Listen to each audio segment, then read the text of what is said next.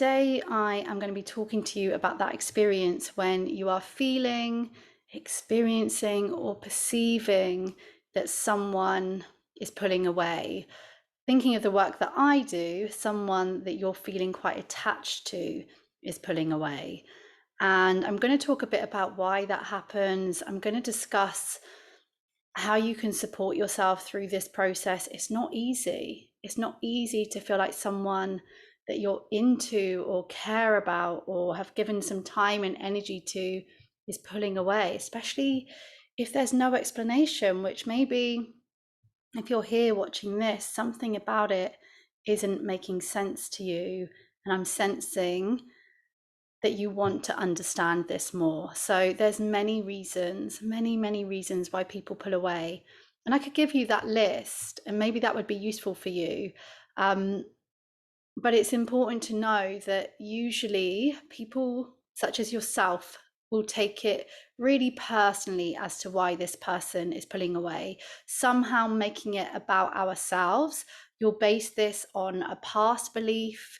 You'll base this on weaknesses that you believe about yourself. I'm not pretty enough. I'm not good enough. I'm too boring. They're ones that I see really common. But if you have an anxious attachment, then this situation is going to activate that fear of abandonment, that fear of not being good enough. And you might become even more preoccupied on why they're pulling away, what you can do to change this, and just this person really losing that sense of self. But like I say, going back to that point of there's many reasons why people pull away, I don't know this person's point of view, and perhaps you do or don't, but although it's useful as well to think that maybe they don't fully know, they may be conscious that they're pulling away, they may not be conscious of the why, or they might not really see it. We don't know. It's okay not to know. I know that it might feel like it's not, but sometimes we don't have that choice. But common reasons could be that now isn't a good time for them. They might temporarily be unavailable. They might permanently be unavailable. They might need a bit of space to soothe and come back to themselves, whatever they're going through. They might not want to upset or hurt you, which might seem like, but this is hurting me more. There's this sort of strange idea that if we withdraw without really talking to people, if we ghost and things like this, it will hurt them less. I think it's because we witness it less, so we can pretend it's not happening. The two of you may be, I don't know, having really serious chats, and there's kind of more upset and more stress than there is fun here. I could go on and on and on with this list. Perhaps they lean more towards an avoidant attachment style. But what can happen here is with all of this guessing and with asking yourself what's going on, you'll get stuck on trying to figure that out, and we'll start to make assumption after assumption after assumption. And you know what helps with assumption is asking questions. So speaking to the person, if it's possible. I know it's not always possible, and that's why we'll send ourselves into a spin. Now, when it comes to trying to figure it out and when it comes to communicating with people, let's say it's possible, we don't want to risk pushing them away.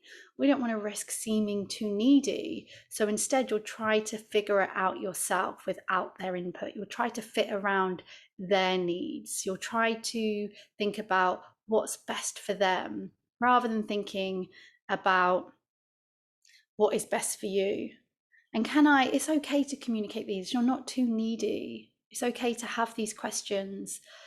And can you have these questions without demanding, withdrawing, or protesting?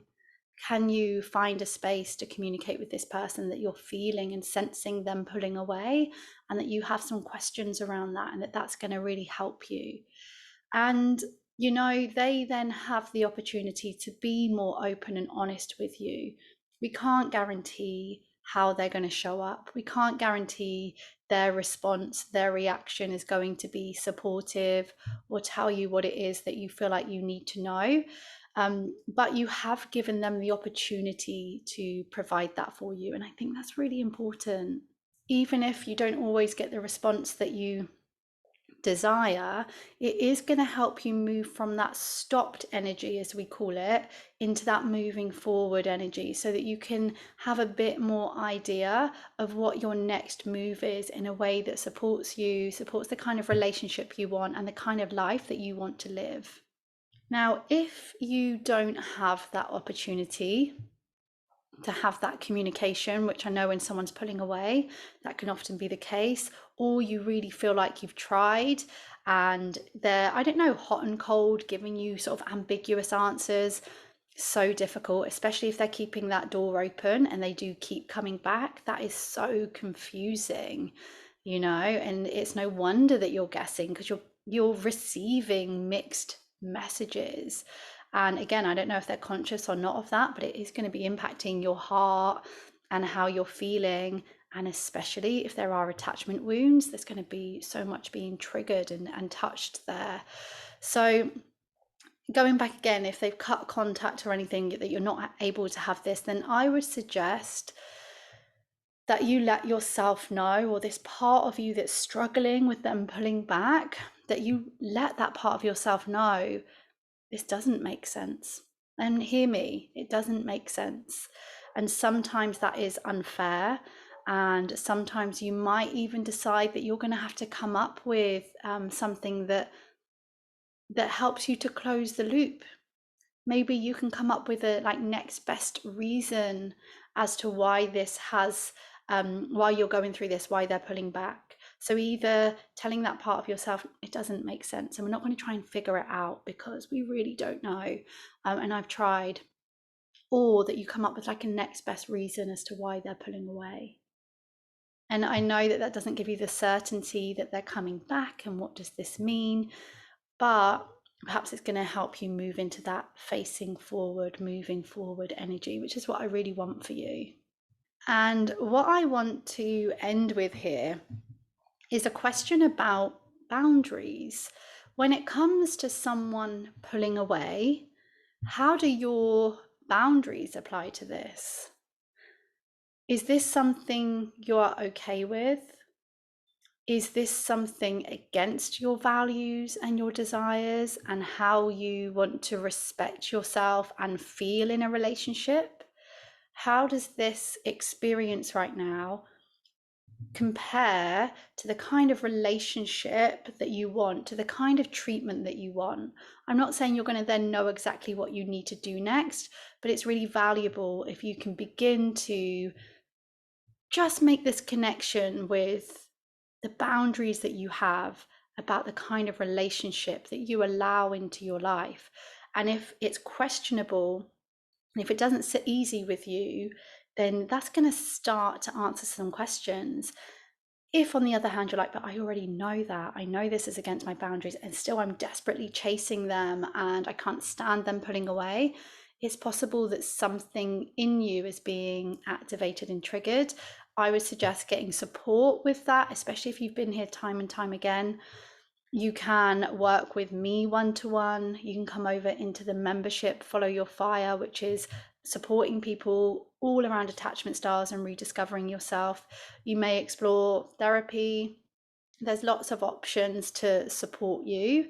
And I really hope that just even recognizing this, these kind of conversations, I hope that you can see that that's part of healing too. This conversation is part of healing too. So don't undervalue what you're already doing.